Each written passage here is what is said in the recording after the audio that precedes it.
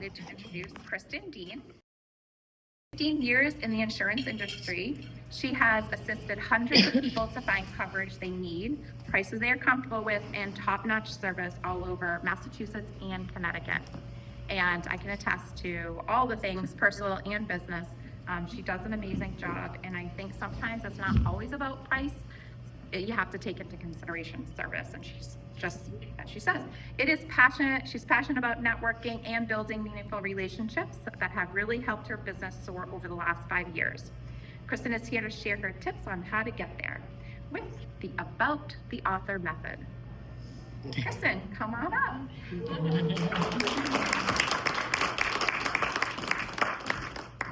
Thank you, Jen. It's funny because for the past few days I was working on my presentation and I was just reading through, and yesterday I decided I'm going to record myself doing it. It was awful. It was just straight up terrible. So I called my husband in a panic and I said, you have to come up with a way that I can get out of doing this tomorrow. Please help me come up with something that I can say to get out of it. And he's like, I'm not gonna do that. What was the matter with it? I said, I was doing some really weird things with my face. I was doing strange things with my hands. And he said, it sounds like you were forcing it. And it sounds like you weren't being yourself. My 9-year-old then chimes in and he says, you were also talking really fast. You need to slow down. So I took both pieces of advice, trashed the entire thing, and here we are today. So just be yourself. Ironically, it's the reason that I'm talking to you today about this new idea I have called About the Author. It's the first time I'm really presenting it, so I'd love for you afterwards to give me your feedback about what you thought. It's, for me, something that's helped me really grow my business over the past couple of years. And for the couple of people that have already seen it and tried it, it worked really well for them too. So, first things first, I have a new logo. So I want to show you, see what you think. About the Author in action. Love it. Thank you. So, what really is About the Author? I've combined two things that I love to come up with this, and that's reading and networking. I've been reading for as long as I can remember, and I've always read a book the same way. I absolutely love the copyright section. So I open a book, I say, when was this book written and where was it published? When I was in 3rd grade, I thought it was fascinating that the book I happened to be reading was published in New York City. It seemed like such a big place, it was so far away. How could it possibly have gotten to me, to my school, to my library? That's where the fascination started. My kids also read books the same way. And I love hearing from the other room, Mom, this book is as old as you are. They wrote it in 1984. And I'm like, I'll take good care of it. It's an antique. Make sure you take really good care of that one. The next thing I love reading is the dedication. To me, if an author takes the time to dedicate their book to somebody, they're really special to them. Is it in memory of somebody? Did they help write it?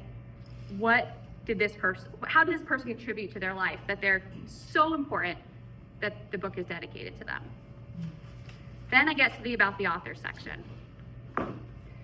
Lisa Scottoline is one of my favorite authors, so I'm going to read to you her About the Author section. Lisa Scottoline is a New York Times best-selling and award-winning author of 31 novels.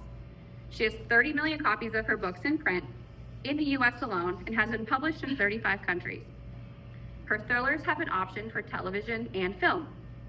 She also writes a weekly column with her daughter Francesca for the Philadelphia Inquirer. Those stories have been adapted into a series of best-selling memoirs, the first of which is entitled, Why My Third Husband Will Be a Dog. Lisa lives on a Pennsylvania farm with an array of disobedient pets. After I read Lisa's About the Author, I think she sounds like a pretty cool person. I think she sounds like somebody that I could be friends with. And if she was here today, somebody that I would want to go talk to. Would I want to talk to Lisa about the process of getting books to film. Pretty cool, but don't really know much about it. That's not the intriguing part. How about the fact that she writes a column for the Philadelphia newspaper? Again, I'm sure she'd have a lot to say, but to me, not something that I want to talk about. Disobedient pets, on the other hand, is something that I know a lot about because I have one. This is Hank. He looks really sweet here, but he's not. It's all an act. It's part of his plan, and his middle name is Mischief. But that's something that I feel like I could talk to Lisa about, and it wouldn't feel forced. It'd be comfortable. I want to see what kind of disobedient pet she has. I mean, are we talking like a horse? Are we also talking about a golden doodle? And that's the point of About the Author, is figuring out things about someone's personal and professional life that you want to know more about. And it doesn't have to be, even though you're in a networking group that focuses on people's professions, it doesn't have to be about that. You want to leave the conversation with someone wanting to come back and get more from you, more advice, more conversation, just more.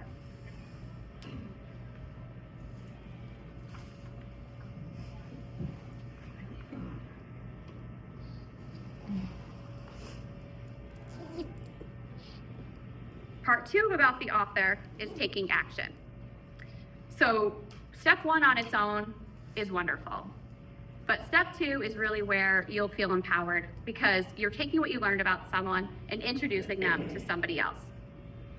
Hearing someone else talk about you feels really good, because oftentimes we're very critical of ourselves, right? But if someone else is doing all of that talking and bragging for you, they often bring up things that you may have overlooked because they thought it was really neat. They were fascinated by it. It's also a really good way to break the ice. If you're in a situation where you're feeling awkward and uncomfortable, it's kind of helps, know, okay, I'm coming in with a tool because I've already learned a couple things about someone. I'm going to summarize it in my head, come up with their story, and then make the introduction. That's what I wasn't doing for years. I would go to a networking group, I would meet one person, I would talk to maybe 2 people, and then I would leave. When I started intentionally doing part 2, that's when I saw my business start to soar. I started getting more meaningful connections, and people remembered me because what I said about them, it brought up such strong feelings, right? That helps us remember things, that it was, it was really dramatic what a difference it was. And I think that if you come into a group and you know what your goal is, to meet someone, find out some new things about them, but purposely before you leave, introduce them to somebody else, you're going to end up feeling more empowered too.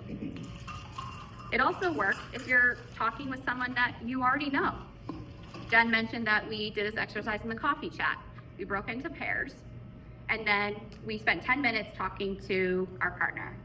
And then we had to present our partner to the group, keeping this About the Author theory in mind. Kara Holland and I were partners. She's part of the group. I'm sure you all know her. We've known each other for years, actually. So when we partnered up, we were like, oh, this is, kind of know everything about you. Like, our kids grew up together. We're at all the same school functions. We're at basketball together. But we even learned things about each other. And when she was presenting me, I'm sitting there with tears in my eyes, and I'm like, this is my activity. Why am I about to cry? But I left there feeling so confident, and I think the feedback from people that were there, they felt the same way. So there's actually some things on your table already, just a few questions that you can lead with when you're talking to somebody. Ways that you can dig deeper into kind of what makes them tick, right? Get into the guts of learning about somebody. Carrie's gonna help me pass out something else. You want to just drop them out? Yeah. If you want to just take one of these and pass it around. We're passing around another About the Author section. You want to take one and pass it? And as you're reading it, keep in mind all of the things that we were just talking about.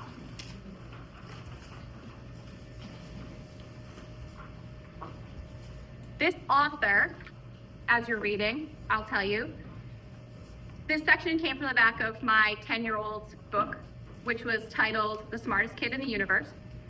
And the book is geared towards kids in grades 3 through 5.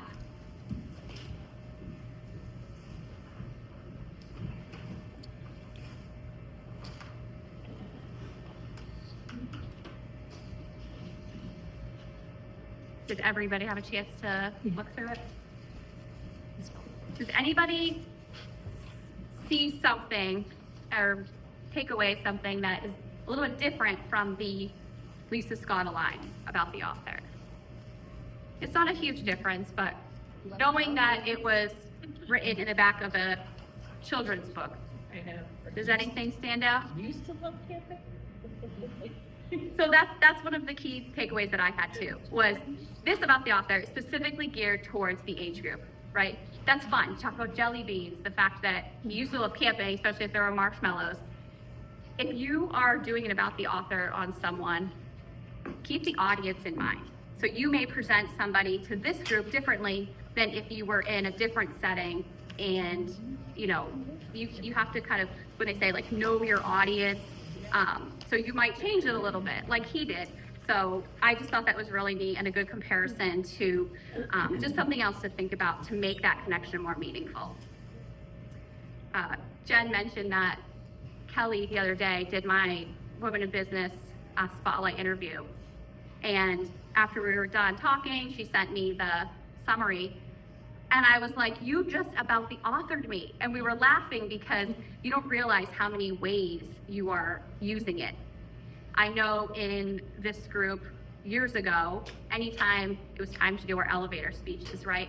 Our 30-second intros, I would sit there the entire time, sweating, my mouth would go dry, I would feel like I was getting hives.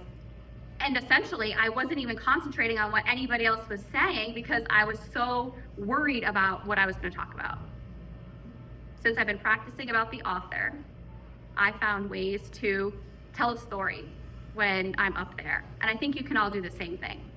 Basically, especially in this tight-knit group, we all know what everybody does, right? We all know everybody's job title and where they're coming from. But give us the guts. If you have 30 seconds, tell us what successes you had that week, or why, are you now in holistic health because you were on your own health journey and found that there was some type of, lacking area, so you start studying it, or maybe you overcame something you were struggling with. That's the kind of stuff that is going to make people choose you and want to work with you over someone else in the same field. When Michaela got here, we were talking a little bit about, she's like, what are you, presenting on? And I told her, I said, I really want people to get into talking about their guts. And she shared something on social media recently that was about her journey from Greece, learning English. Now she's making these custom, essentially, plans to help kids learn. And she said, I'm a perfect example for these families because I did it. That is fascinating. It took her 30 seconds to tell me that. I want to know more. I want to talk to her more about that, right? So I think if you think of it that way, then you're going to feel a lot more comfortable. Hopefully it makes, you're wanting to come to events like this just a little bit easier. And that's really the key. Everyone's time is so valuable. We don't have a lot of it.